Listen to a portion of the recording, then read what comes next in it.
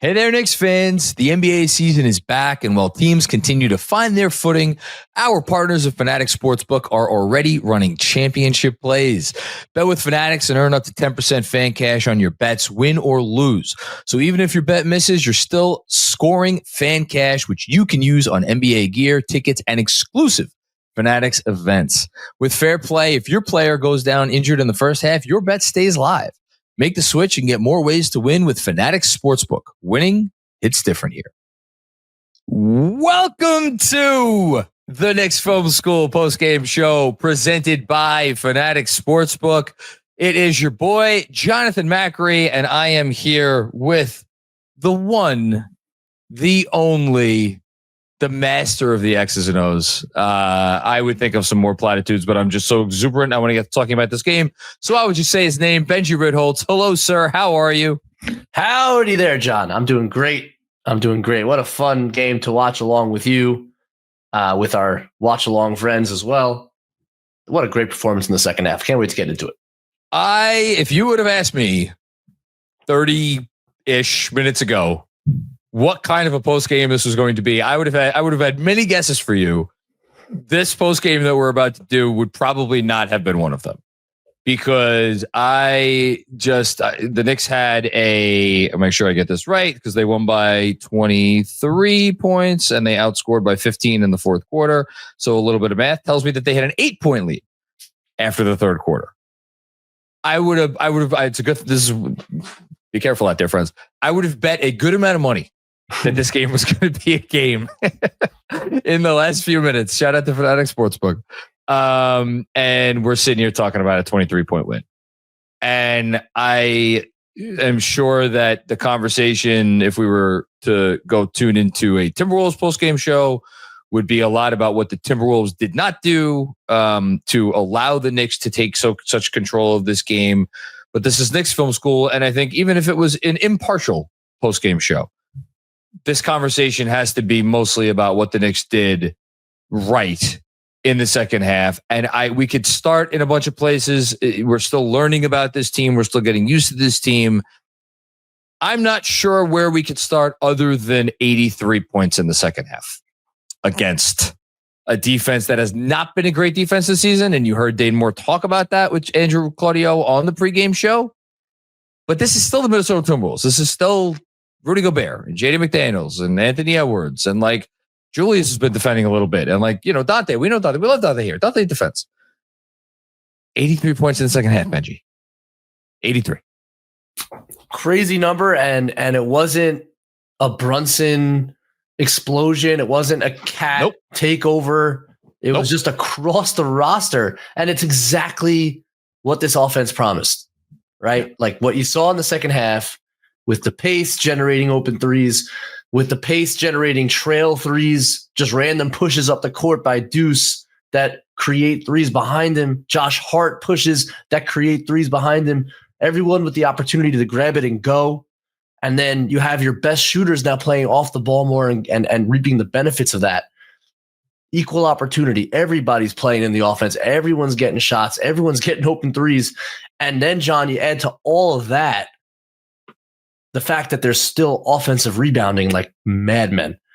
So you improve the offense the way you have, and you're still doing the dirty work. Mitchell Robinson has his best half of the season by a mile. OG Anunoby crashing the offensive glass. Deuce McBride getting busy on the offensive glass. So you're taking how many shots? Almost 20 shots more than the opponent with the offensive efficiency. Now you're talking about an unstoppable offense. This was what you saw in the second half is exactly the vision when Mike Brown came in to change this team. We'll talk about the vision in a second. I do just want to, because you just brought it up. So this team last season, obviously offensive rebounding. I mean, not long ago, offensive rebounding was the Knicks' best offense. It was their offense, period. Again, it is not that long ago that we lived in that world. Last season, the best offensive rebounding game for the Knicks. Do you want to guess what the number was? All of last season. Best offensive rebounding performance. Regular season or playoffs? I would say 22. 18. Wow. Okay. They broke it tonight. 21 offensive boards. Man. So if you are a Knicks team that, and again, we're not talking about them playing, I'm trying to think of like a small kind of non-physical team. The Nets, is that too easy? Is that low-hanging fruit? Whatever. If we're talking about them playing a team that's not the Minnesota Timberwolves with Rudy Gobert and Julius Randle and Naz Reid and Jaden McDaniels, who, as again, shout out to the pregame show. You heard Dave Moore talk about being 6'10", 6'11", whatever the hell he is. Anthony Edwards, not a small man by any stretch of imagination. If we're talking about them playing a different team and they got 21 offensive rebounds, like, all right, that's impressive. But again, look at the opponent. 21 offensive rebounds against the Minnesota Timberwolves. And then to do what they did on offense, and I want to make sure I take advantage of you while you're here. Specifically, what did you see that they were able to do to exploit that defense in the second half in particular? I thought, I've talked about this a little bit over the course of the first, what is it, 7 games now? The Knicks are 9 games, whatever. So 8 games. Yeah. 8 games. It's funny how like playing with pace actually requires slowing down in a lot of ways, and requires patience. So like I thought early season now, really early season. Yeah.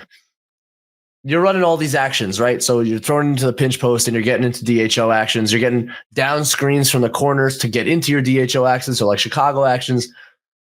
There's so much more in a possession. Is that when you're moving the ball like this, there's a lot more happening in the possession, that there's a tendency to get from one to the next too quickly, especially if you're the big. And I think Cat was guilty of this early. He's trying to make things happen before they're there because he's trying to move action to action. I thought there was great patience tonight. There are a few examples where they drew a switch that they liked. So Gobert would switch onto somebody. I remember one particular example, it was Deuce McBride. McBride tries to shake him a little bit, realizes, all right, maybe not, Rudy can still move. I'm not necessarily getting this shot up. And it's a quick swing to Jordan Clarkson in the corner, who makes a big three. Like, they're within that pace, within action to action, you're getting the switches that you want because you're running the right stuff. But there's still patience in how you execute and make sure you make the right play out of it. I think the Knicks are starting to do that. And that's when it gets dangerous. This is not going to come off kindly to the last head coach, but I'm going to say it anyway. It feels like last year, like we would see the offense get bogged down in moments like you just referenced. And then it was like, what do we do? Well, I guess we got to find Brunson or find Cat, and they're going to create something. And it felt like a team that had some exceptional tools in their toolbox, but a limited number of tools. And that if you got to the end of you went through your however many tools and there's no more tools left, it's like, all right, well, then we got to go with what we have. And it now seems like a team that just has a much deeper toolbox. Is it? I don't know if that's an oversimplification. I think that's well said, and I'll add to it. Like, because they're up court so much quicker, it's not just more tools, you have more time to use them. And like the ability now to you can run 4 actions in a possession rather than 2 or 3, your options are just exponentially more. There's more to do. You have more opportunity to create a crack that creates a larger crack that creates a larger crack. How many possessions have you seen now? By the 3rd or 4th drive, that's when it opens up and you hit the kick, right? So it's a combination of, yes, more stuff going on, more off-ball movement, 45 cuts mixed in, wheel spacing mixed in. Guys are moving in different ways, so there's more in the toolbox. There's also more time to use the toolbox. That's been a huge difference. You're starting to see the Knicks like really get it. That's what's exciting, is you're watching them get it in real time. And to your point about things that are opening up for them. So only 8 made free throws time. They only got to the line 9 times. Sheesh. Minnesota, but that was the one thing Minnesota did do well. They got to the line 17 times, made 15 of them. The Knicks tonight scored 57 points from behind the arc. They made 19 threes. They scored 62 points in the paint and 8 points from the free throw line. You add all that up, that's 127 points that came either in the paint, from behind the arc, or at the free throw line. And they ended up with 137. So that means only 10 points elsewhere. like that to me speaks to an offense that is not really needing to take a whole lot of difficult shots. Nailed it. And there was one shot, you and I, John, at the same time. There was one shot in the second half that we didn't like. Literally one. Yes, so we called it out in the moment. And it was a kind of a last year possession in a way, right? From Jalen Brunson. Brought up the ball, got a screen, made a nice move, took an elbow jumper. Wasn't that open? Is it a shot he could make? Oh, yes. He could probably make it 45% of the time. But then this offense can do more than that. This offense can generate 55%, 60% shots. And it was the one shot the whole second half that I didn't like. And it's exactly to your point, right? Like they're now getting used to this, and they understand the more we work this offense, the better the look's going to get. Jalen is embracing that.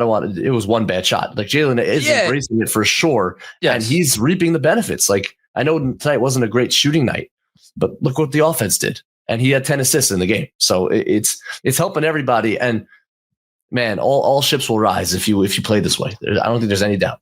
Look, they're making shots. They shot from 340. I mean, they've actually been shooting the ball pretty well for a while now. But like, this is now after starting the season, not with like bad assist totals. I mean, actually added it. So let's go. Okay, how about this for a stat? Holy shit! From game one, here are the assist totals this season: 22, 23, 23, 24, 27, 31, 32, and then tonight 32. That's called linear. That's called linear progress.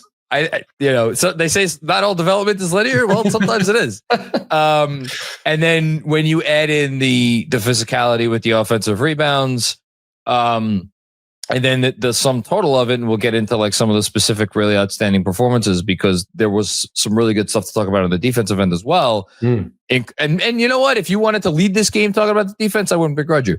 But they just whooped a team that shot 48% from behind the arc on 43-point attempts. You know, to do that is just, and like I thought Minnesota shot the ball well tonight. Like did you? Let me ask you this before we get into some defense and individual accolades. Did you think Minnesota played poorly tonight? I would say they played a little low energy, as the game went on. Yeah. Definitely like, I didn't think their point of attack defenders were as physical as I've seen them in the past. I don't think Gobert was as active as I've seen him in the past. And the offensive rebounding speaks for itself. Like they couldn't get a rebound. And Ant wasn't himself, but it was his first game back. He had some moments, but overall, definitely a little low energy from him. So I know, but they shot the ball great. Julius was great. Dante was great. Those two guys held him afloat for a while there. I thought the Knicks coverage on Dante and Julius in particular was egregiously bad in the second quarter and into the third quarter a little bit. They combined for 53 points. Yeah, I mean, that's pretty good. So those guys had fun in the Garden, which good for them. We love them here, but we do. But yeah, I thought Minnesota played a decent game offensively, and the Knicks just blew them out of the water with their offense, and that's pretty cool. So 137 points with Jalen Brunson scoring 23 and Karl-Anthony Towns scoring 15. Brunson an off game at time for parts of it, but not a bad game. Again, 10 assists. He had 3 early turnovers and then 1 turnover the rest of the game. I thought Karl-Anthony Towns was really good. Yes. Played within himself, and we talked about it during the watch along. His understanding of the offense, his comfort level in the offense. Hopefully, he is. I love Ian Begley, man. Ian Begley dropped. I don't know if you read it. Ian Begley dropped a mailbag a few hours before the game.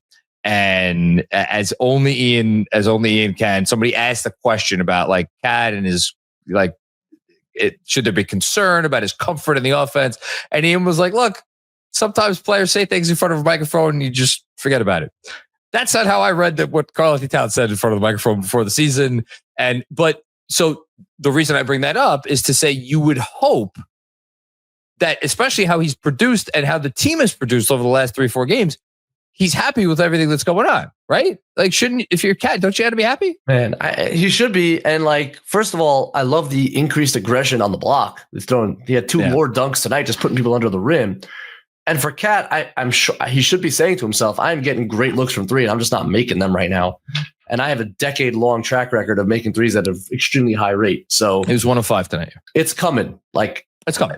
We talked about the shooting as a whole early in the season, how confident I was that they were going to start making shots, and this is a good shooting team. The reason that it's good that they're taking more threes is because they'll make threes. They're good at shooting them. They have a lot of good shooters. Karl-Anthony Towns is maybe their best, and he's not even making shots yet.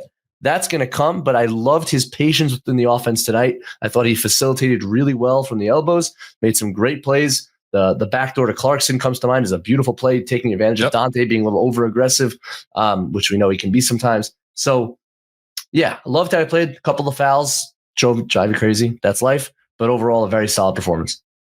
I am going to give you 4 names, and you tell me where you want to start. OG Anunoby, Mitchell Robinson, Deuce McBride. I might have to give you 5 names. Josh Hart was really good. Josh Hart. So the other name was going to be Jordan Clarkson. So I guess it has to be 5 names because we got all 5 of those guys, I think, warrant their own at least minute or 2 here. And Hart, I just want to say, Hart had a phenomenal game on like the whole. Their offense was not great out of the gate. And then they inserted Josh Hart for Mitchell Robinson, and Josh Hart came in and hit 2 threes off the bat.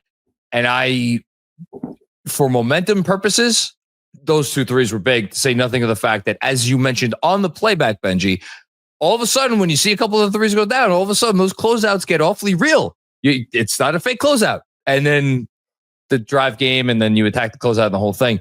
Where do you want to start? You pick one. No, I'll piggyback off of that. Like, when you make 2 threes in the first quarter, it's even different than making them in the fourth quarter, because it just changes the whole defense. And then, man, they tried to stick Rudy Gobert on him, which we know teams are going to do because they're going to put their centers on him. Josh Hart comes up and just pulls up from 3 off the dribble, knocks it down. Yeah, so look, it goes without saying that Josh Hart, who makes a lot of threes, is like an exceptional basketball player. Is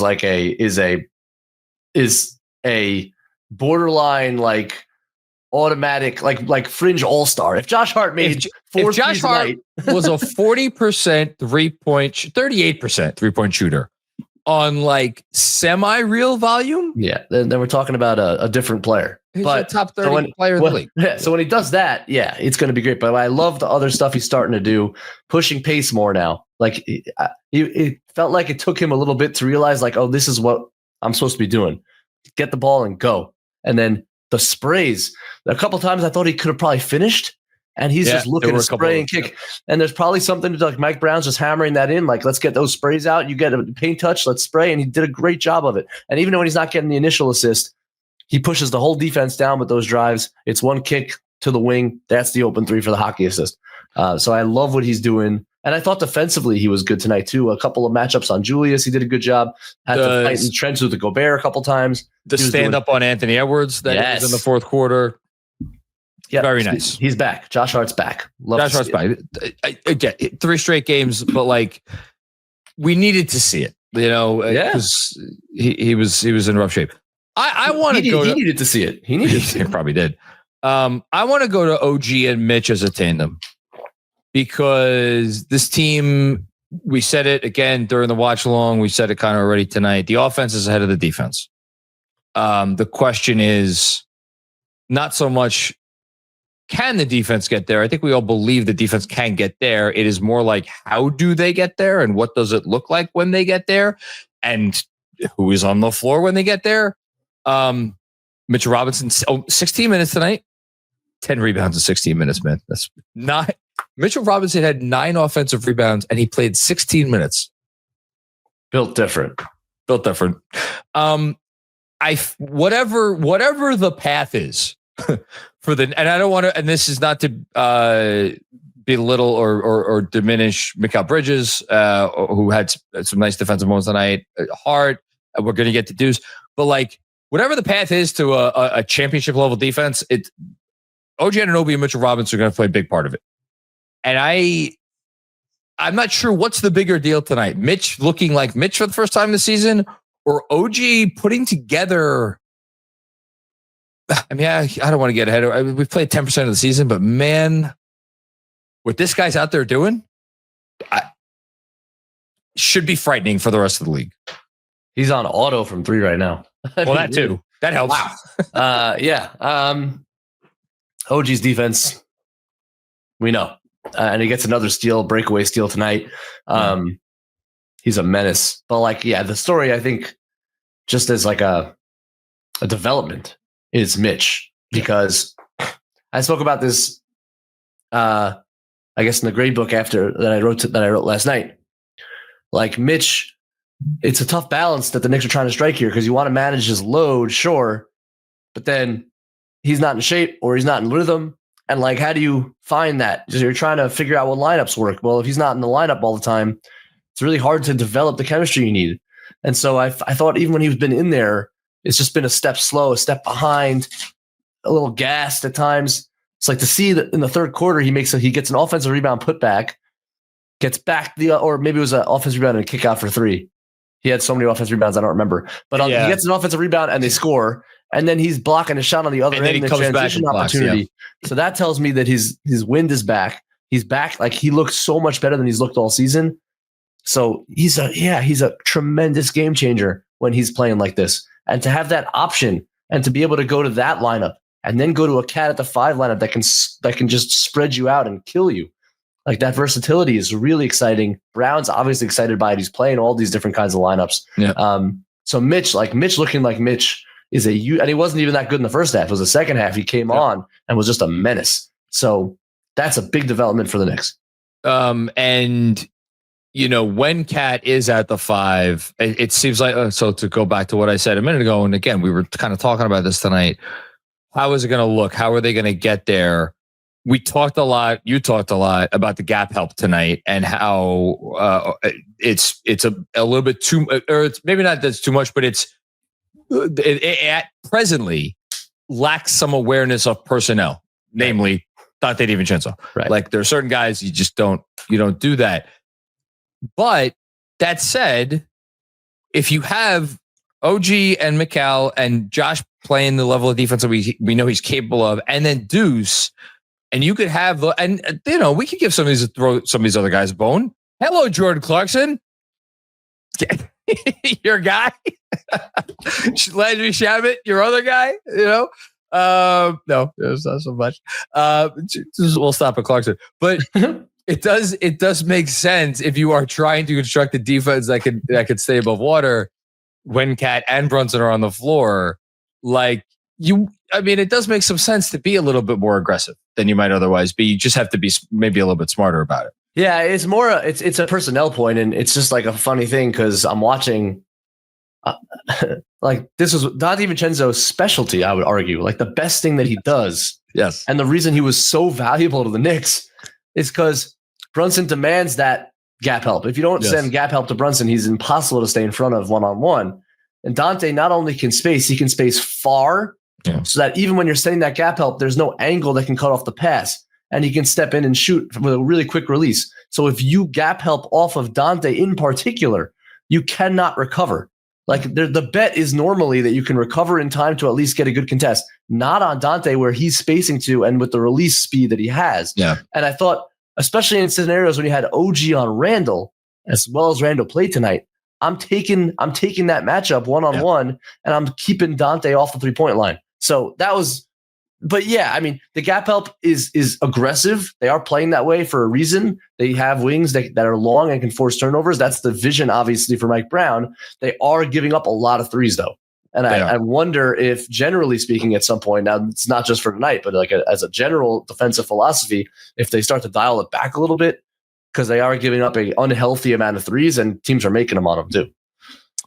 Yeah, I think me and Jeremy talked about this a little bit on the pod. I think and we didn't get to this point, but I'll just ask you because I have you. I know we're all over the place and I don't want to keep you for too long, but I think if they're going to play this way, they almost have to become, if not a high turnover, defensive turnover team. That has to be a part of the calculation. Yeah. That's exactly right. Yep. And we'll see if they get there. Talked about Mitch, talked about OG. I'm gonna let you cook Jordan Clarkson. Go. Oh, man. We gotta hit Deuce though, because Deuce had a great game. We're gonna finish with Deuce. We're gonna finish with Deuce. Jordan Clarkson, man. So here's the thing. Like, again, I want to like flash to that moment in the third quarter ends. Thought they should have had like a 15-point lead. The Hart random turnover and then they missed a couple shots they should have made. Ends up at 9, and Brunson's off the floor, and Cat has 4 fouls. And there's like a real turning point scenario here. You're starting the fourth quarter with a random lineup. But I knew Clarkson was going to be in there because Brunson's not playing. Yep. And the first play of that quarter is just a kind of a simple Clarkson attacks a closeout, gets to his right hand, and finishes a floater with ease. Yep. They need someone when Brunson sits who can drive into the lane and finish something. They don't really have that player. Deuce is not that player. He's not. Like, but Bridges, we're going to get to Deuce because Deuce could do other things, but yes, right. Bridges is not that player. He's not a guy like he's a closeout attacker, and he can make early passes that are good, but he's not a guy that's going to get a ton of paint touches on his initial drives. Clarkson, I know the decision making gets haywire. I know some of there are 1 to 2 shots a game that you're like, what are you doing? There was a pass tonight that was special. Wild, but it's valuable to this team. His skill set is needed, and that was a big bucket. And he makes a 3 later. His jump shot is a real jump shot, which allows him to get it off whenever he really wants. And even if it can be erratic at times, it's a valuable skill to have. And he gets fouled on it a lot because he gets so much air under it. Same with Deuce McBride, by the way, and not like Landry Shamet, by the way. But that's what I like about Jordan Clarkson on this team. And to his credit, he's digging in defensively. It's not always pretty. He's small. He's challenged, but he's working hard out there defensively. And so I think he's been a positive contributor so far. I thought he would be. I know he's a frustrating player at times, but I just think he's a good fit with this team, especially when Brunson's off the floor. There is something about the Clarkson Deuce backcourt that makes sense. Yes. I'm stealing it from you. You talked about it during the game, but it just their skill sets. They could both do a little bit of all the different things. Again, Clarkson has his areas of strength. Deuce has his areas of strength. You'd love Yabu to be the guy that they thought they signed because he would have a really nice role in those backup lineups. But because, unfortunately, right now he's not reliable yet, they are leaning a little bit more on some of the other, like the starters, basically. But you have, if you could get that, if you get 2 bench players, 2 bench guards who fit together that well and can produce, that's a big thing. Oh, absolutely. And it's something the Knicks have had pretty consistently since they started getting good, is like a backcourt tandem that produced for them. Like that's been kind of a staple of the team. And I think they found it here as well. Like I like it. I knew the Kolek Clarkson thing was a little tenuous. I just didn't really believe in that as a partnership. I don't think it's really Kolek's fault. It's just when they brought Clarkson in, it was going to marginalize Kolek. It just was. And I think they've now found a really nice, stabilizing, complementary backcourt when Brunson sits that can generate just enough offense, that has enough off-ball shooting, and you allow Deuce to guard the point of attack so Clarkson can guard wherever he needs to guard. I do like that combination. I think it's working out well. By the way, cleaning the glass, updating stats much quicker now. 13th in defensive turnover percentage. That's pretty good. And here's I'm going to choose to have this be encouraging as opposed to discouraging. Knicks in terms of opponent effective field goal percentage, even after this game, 28th in the league. Opponents are hitting shots against them at a pretty absurd rate. The defense has not been great. It has not been 28th in the league bad. That number is going to come down. I bet you see the defense is going to improve. Let's end with Deuce, who, I mean, just the glue. He is the new Emmanuel Quickly. And let's hope that some team doesn't sign him away for 5 years and $175 million. I don't think he's getting that, but he's going to get more than he's making now. I promise you. Yes, he is. Man, yeah, just filling all the gaps for this team. And I was like a little taken aback by his minutes and like the way he was being used in the rotation the last couple of games. Like Brown kind of went away from him as like one of the early subs. He became almost like an afterthought. He's not an afterthought. Like he's got to be. If Josh Hart's the 6th man, fine, but he's 7th. Like he needs to be a staple for this team. He needs to play in lineups with Cat. He needs to play with lineups with Brunson sits. He needs to play with Brunson at times. Like, he should be parts of all these lineups. He doesn't take much off the table at all. If anything, he's just adding right now. He's shooting the ball really confidently. His point of attack defense on Anthony Edwards at times tonight was excellent. Goodness gracious. Excellent. Really good. Really good. Held up well. So yeah, he's such a solid basketball player. And I think he's just like, he's right. He's new quickly in the sense that like all lineups seem to just function better with him out there. And there's a reason for that. He's just doing everything to help and taking nothing off the table. 21 minutes tonight, the sixth most minutes on the team. To going back to what you said, Hart was 27, Deuce was 21. Mitch started, but only played 16. A plus 26 in those 21 minutes. Sheesh. That does not feel like a misnomer. I mean, to think about a game, they won this game by 23 points, and they were outscored in the 26 minutes that Deuce McBride was not on the floor. That's and again, to reference that Ian Begley mailbag, and you heard this first when Ian Begley came on the Knicks Film School podcast and said this to me, like, they never seriously considered trading Deuce. Like, they didn't want to trade Deuce. That was teams calling and getting, probably a very quick answer. Like, no. I mean, I hate to make it by financials, but you have that value on that contract, like with a team that's brushing up against aprons. Well, yes, but pretty remarkable value. It is remarkable, but that coin, that there's two sides to that coin, in that the value is so good, and it will not remain that way for long. That's true. He's going to get paid, right? But and here's the key part: he's not entering free agency. You get him on you actually get him for cheaper next year. So it's wild. Yeah, look, he's one of the best contracts in the NBA. I remember writing a newsletter last year. Who has the better value contract, him or DiVincenzo, which I think is an interesting discussion. Look, let's end here for you, and then we'll get to all the other stuff and super chats and the whole thing. I think this felt, to me, it kind of almost felt like a signature win. Maybe, is it the first signature win of the year? It had the smell of a signature win. Oh yeah, I mean, the Cavs was a great win. That was a great win on opening night, but it's opening night. It's weird. This was a game where like everyone was. First of all, the Knicks have played 4 games in 6 nights, and now they get a nice long break. And to come out on your home floor like that against Randall and DiVincenzo won it. It's a really good basketball team. Anthony Edwards comes back. This is a team that doesn't get blown out. Like, you just took it to them. That is legit. And I don't think the Wolves played well. And if I'm like you said before, if I'm on a Wolves post game, I'm going off on the team for the energy they showed or lack thereof over the course of this game. But a lot of that has to do with what the Knicks did in the second half, just like bludgeoning them. And I think for sure the best half of the season, and a big statement. And now you get to chill and get a little practice time in over the next 3 days, or whatever it is, and you get Brooklyn on Sunday. So we're on a nice little run. You just made me think of this. Oh, please, God, don't lose to fucking Brooklyn on Sunday. But they played the best half of the season, second half. The first half was not great, and the Wolves played well in the first half, but they stuck around. Like, the Knicks never let go of the rope. They were only down by a few points at halftime, but like they did enough.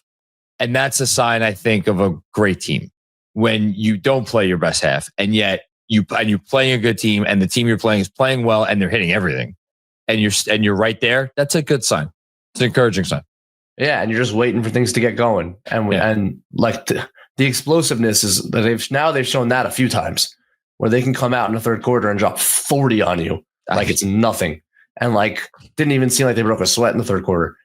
That is potentially the game changer here. If this season, this coaching change, this stylistic change, some of the depth pieces, if it truly raised the ceiling, that's where it raised the ceiling, where you can score, so you can blow teams out of the water with your shooting, with your offense.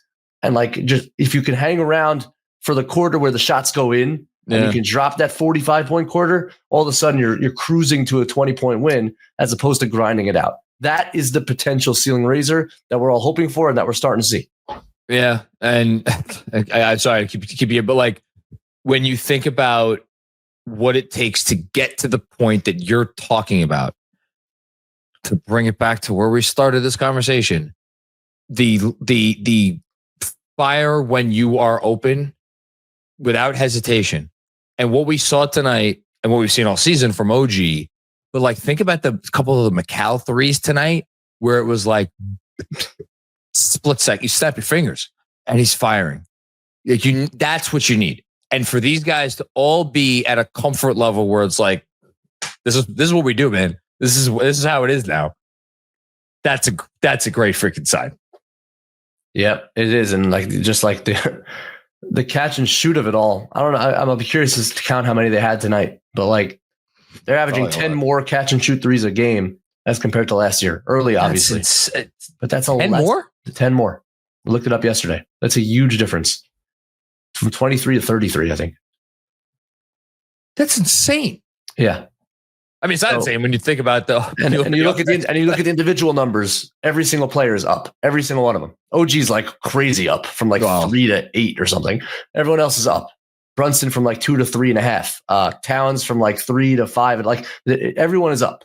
So again, you believe in the shooters, which we do because they're good shooters. You're getting the best kinds of looks because you're playing in transition. Plus, forget about the offensive rebound looks. Those are the best looks in the game. You're getting a lot of those.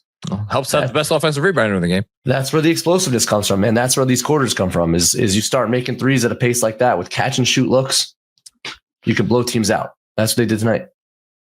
Must be 21 or over. Gambling problem? Call 1-800-GAMBLER. Connecticut, call 888-789-7777. Massachusetts, call 800-327-5050. New York, call 877-8-HOPE-NY. Maryland, visit mdgamblinghelp.org. Not available in all states. Terms apply. See Fanatics Sportsbook app.